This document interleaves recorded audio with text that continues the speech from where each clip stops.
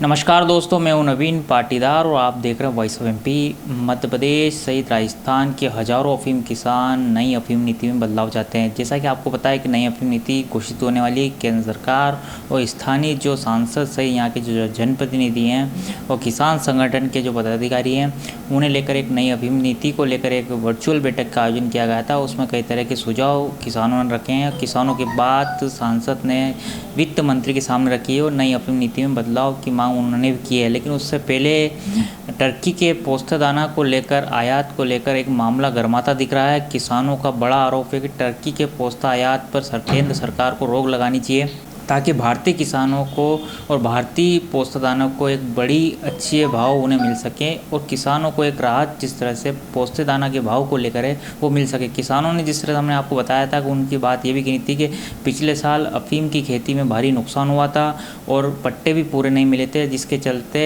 किसानों को पोस्ता का भाव जो है इस वक्त अच्छा है। लेकिन उसका सबसे बड़ा कारण ये है कि पिछले साल अफीम की फसल में भारी नुकसान हुआ, पोस्ता कम हुआ, इसलिए भाव कम है। लेकिन हर साल जो है पोस्ते के भाव नहीं मिलते किसानों को और सरकार को टर्की के पोस्ता जो आयात किया जाता है उस पर रोक लगानी चाहिए ताकि किसानों को राहत मिल सके और किसानों को भारतीय पोस्तेदाने के अच्छे भाव मिल सके।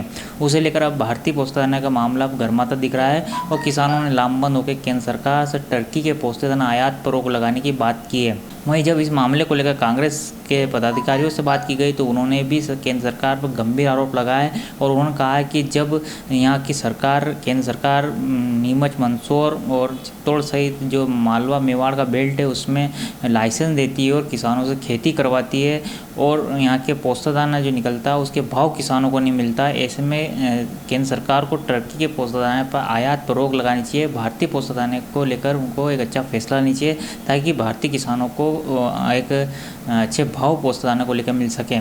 वहीं और भी कई गंभीर आरोप जो है यहाँ के जनप्रतिनिधियों ने केंद्र सरकार पर लगाए। एक बार वो बयान भी सुनिए उन्होंने किस तरह से केंद्र सरकार को लेकर घेरा है टर्की के पोस्ता आयात को लेकर।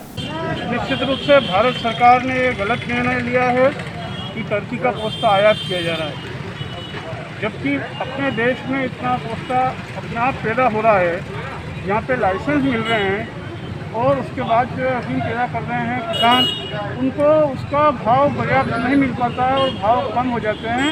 तो ये मोदी सरकार की साजिश है किसानों के खिलाफ कि बाहर से पोस्ता आयात करके और यहाँ पर दिया जा रहा है।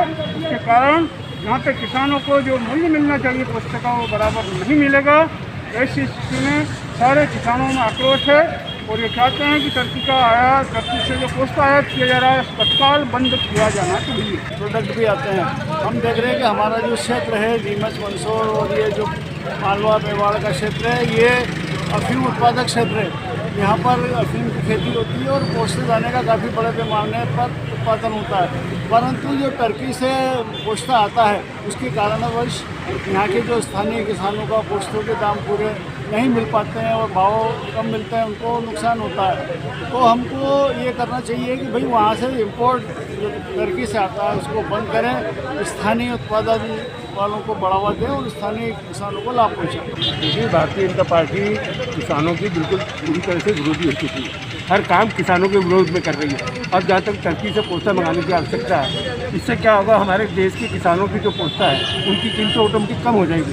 तो आखिर ये किसानों के विरुद्ध हर काम भारतीय जनता पार्टी सरकार सब किसानों के विरुद्ध में काम कर रही है। आज आप देख रहे हो कि दिल्ली के आसपास बॉर्डर के ऊपर किसानों ने जो अपनी मांगों को लेकर के जो आंदोलन कर रखा उनको भी छोड़ दिया। अब ये तीसरा एक और शब्द छोड़ दिया उन्होंने कि टर्की से पोस्ता खरीदा जा रहा है। वो भारत के पोस्ते के अंदर बहुत ही अंतर है।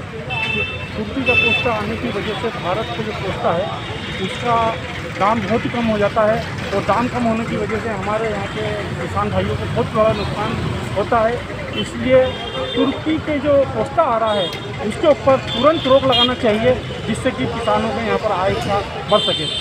पोस्ता आता है जिससे किसानों को बड़ा नुकसान है, किसानों को बराबर यहाँ के पोस्ते के भाव मिलते नहीं हैं।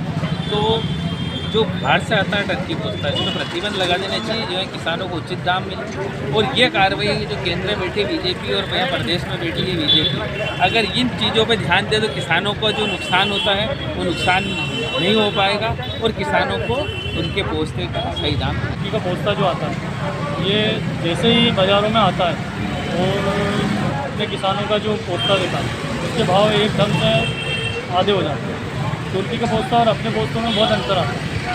वो वहाँ से आता है बिल्कुल वाइट आता है और अपना थोड़ा सा वो रहता है, इस वजह से भाव बहुत गिर जाते हैं। भारत सरकार से यही निवेदन है कि तुर्की के पोस्ते को ना लाया जाए, तो भारतीय पोस्ते को ही तवज्जो दी जाए।